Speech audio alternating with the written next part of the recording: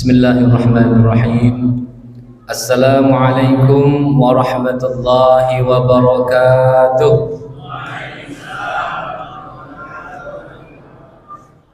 Alhamdulillahi rabbil alamin. Wa bihi nasta'in ala umuri dunya waddin. Ashhadu an la ilaha illallah wahdahu la syarika lah. Wa ashhadu anna Muhammadan abduhu wa rasuluh. Allahumma salli wa sallim wa barik ala sayyidina Muhammad wa ala ali sayyidina Muhammad.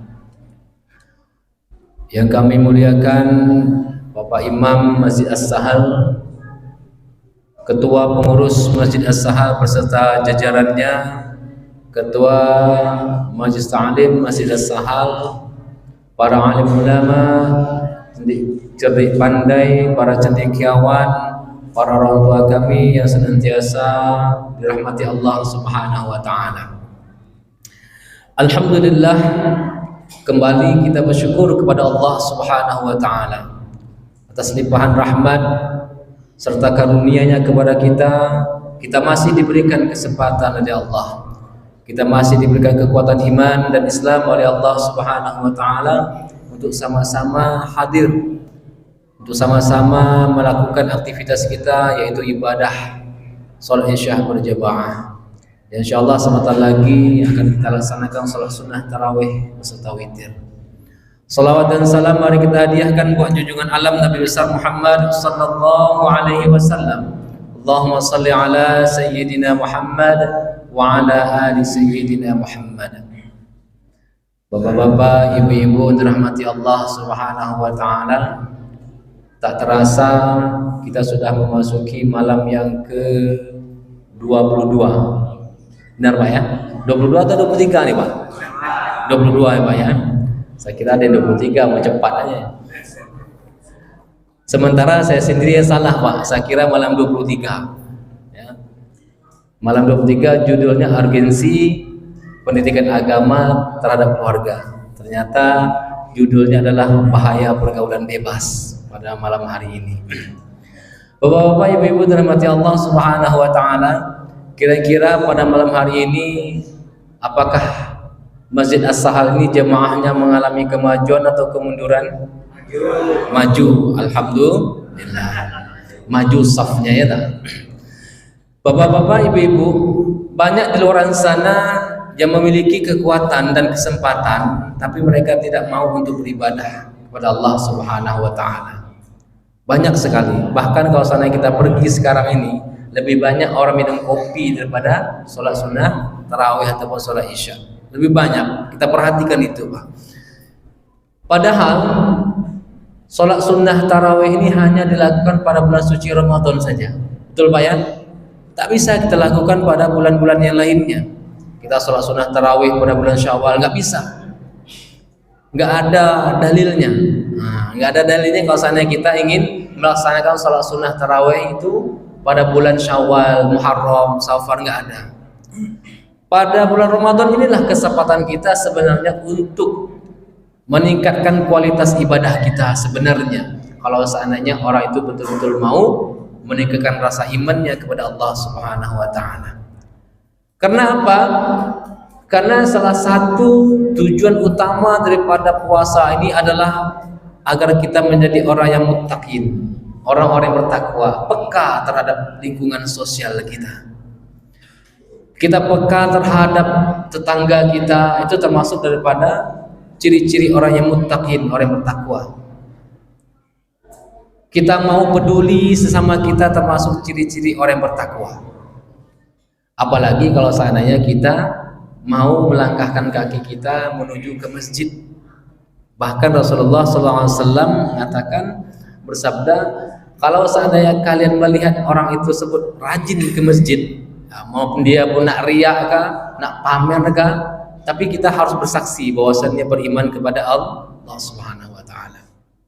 Bapak Ibu dirahmati Allah Subhanahu wa taala, kita masuk kepada materi yang sesungguhnya, yaitu bahaya pergaulan bebas. Anak-anak sekarang ini Bapak Ibu, kalau seandainya tidak kita kontrol dan tidak kita awasi, maka mereka akan melakukan perbuatan-perbuatan yang di luar dari pikiran kita. Banyak anak-anak SMA, SMP sekarang ini tanpa kita duga-duga, tanpa kita di luar pikiran kita, mereka melakukan hal yang tidak senonoh. Betul Pak? Betul. Apalagi sekarang ini Bapak Ibu sudah ada, sejak lama sudah ada yang namanya gadget HP. Ini sangat berpengaruh besar sekali terhadap perilaku anak kita. Kalau seandainya anak kita bebaskan untuk menggunakan HP seenaknya saja, kita lihatlah bagaimana perilaku dia. Baik itu terhadap orang tuanya, baik itu terhadap tetangganya, apalagi sama kawannya. Mulai daripada kata-katanya yang kasar, kata-kata yang suka menyebut kawannya binatang. Itu sudah biasa bagi mereka itu Pak. Sudah biasa sekali. Kadang-kadang kalau seandainya kita ingin dengar, kalau misalnya kita dengar anak-anak kita ngomong, kita rasa ini janggal rasanya, janggal sekali. Tapi bagi mereka itu biasa saja.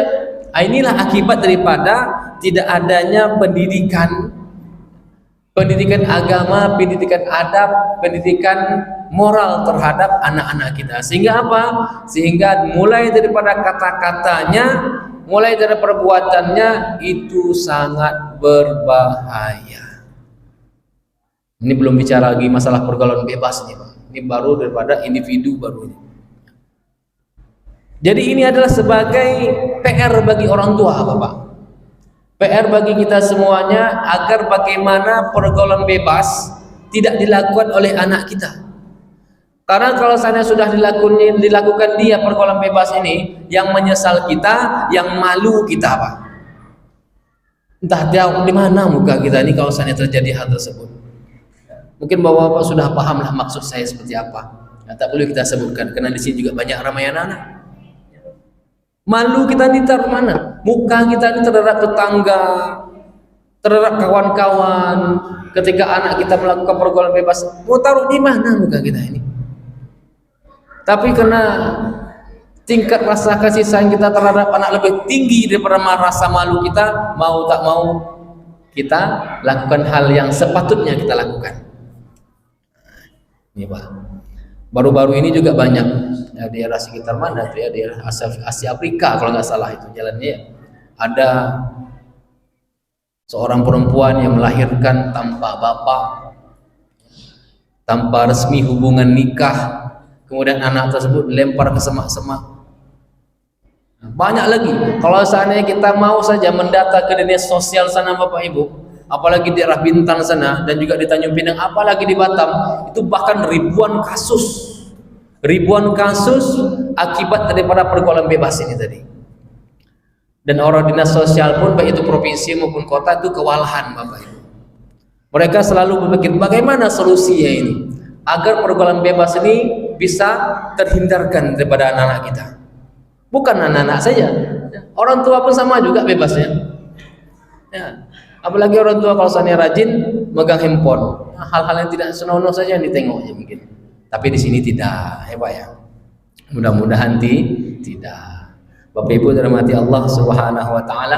Maka daripada itu, perlu kita bentengi anak kita dengan rasa keimanan yang kuat terhadap Allah Subhanahu wa taala. Karena yang bisa membentengi tersebut adalah iman. Iman, agama Islam dan ihsan.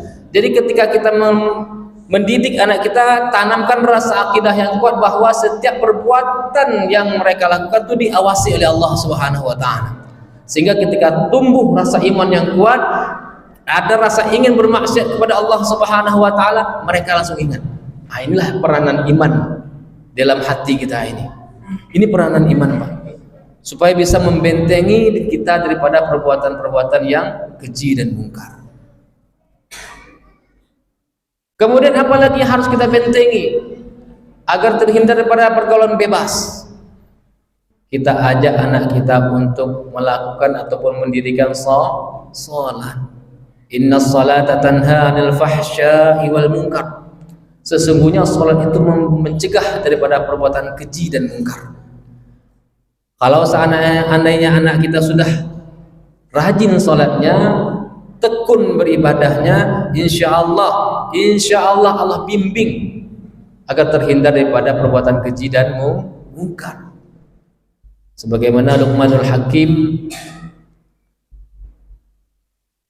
di dalam Al-Quran, yang diabadikan dalam Al-Quran oleh Allah Subhanahu wa Ta'ala, ya bunayya aqimis salah, wahai anakku, wahai adinda, wahai ananda, aqimis salah, dirikanlah salat, dirikanlah salat. Itu kalimat yang pertama, itu nasihat yang pertama yang disampaikan Luqmanul Hakim kepada seorang anaknya agar mendirikan salat. Kira-kira Bapak Ibu nyuruh anaknya sholat susah apa gampang? Pak, Bu, kira-kira menyuruh anak yang sholat susah atau gampang Ibu? Susah, sama Pak, saya juga susah juga, senasib kita ya. Menyuruh anak sholat memang susah. Kadang-kadang saya pun heran tuh Pak, apa yang membuat mereka tuh berat untuk sholat? Puasa anak-anak umur 6 tahun, 7 tahun, puasa 1 hari yang penuh, sanggup dia? Main sana, main sini. Ketika masuk waktu zuhur, waktu asar, itu kita suruh sholat, setengah mati kita nyuruh itu Pak. Tapi mau tak mau harus disuruh sholat, karena itu memang sudah menjadi tanggung jawab orang tua terhadap anaknya agar anaknya menjadi anak yang baik, anak yang soleh. Karena kullu mauludin yuladu 'alal fitrah. Setiap anak yang lahir itu lahir dalam keadaan suci fitrah. Orang tuanya lah yang menjadikan ia Majusi, Nasrani, dan Yahudi. Orang tuanya Pak. Orang tuanya yang bertanggung jawab ya, terhadap anaknya. Apakah anak tersebut menjadi Majusi kelak, ataupun Nasrani nantinya, ataupun Yahudi berikutnya, itu adalah peranan orang tua, peranan pendidikan orang tua terhadap anaknya. Makanya beban orang tua ini berat sekali Pak. Tapi kalau saya sudah balik, kita sudah semampu kita menyekolahkan anak kita di tempat yang terbaik, kemudian mereka melakukan maksiat kepada Allah Subhanahu wa Ta'ala, kita sudah lepas tanggung jawab kita. Itu urusan mereka kepada Allah Subhanahu wa Ta'ala. Bapak-bapak, ibu-ibu dirahmati Allah Subhanahu wa Ta'ala, kesimpulan yang bisa kita tarik adalah agar terhindar anak-anak kita dan kita juga dalam program bebas, mari kita kuatkan akidah kita kepada Allah Subhanahu wa Ta'ala. Kita dirikan sholat dengan betul-betul dirikan sholat agar terhindar dari perbuatan keji dan mungkar, karena Allah Subhanahu wa Ta'ala berfirman, inna salata tanha 'anil fahsya'i wal munkar. Sesungguhnya salat itulah ya, yang bisa mencegah dari perbuatan keji dan mungkar. Mudah-mudahan apa yang kami sampaikan ini bermanfaat untuk diri kami sendiri juga kepada kita semuanya yang hadir pada malam hari ini. Semoga Allah Subhanahu wa Ta'ala membimbing kita ke jalan yang benar. Semoga Allah Subhanahu wa Ta'ala menguatkan iman kita, meneguhkan akidah kita, sehingga kita tetap berada di jalan yang lurus. Amin, amin ya rabbal alamin. Akhirul kalam, mohon maaf atas segala kekurangan. Terima kasih atas segala perhatian. Billahi taufiq wa hidayah. Assalamualaikum warahmatullahi wabarakatuh.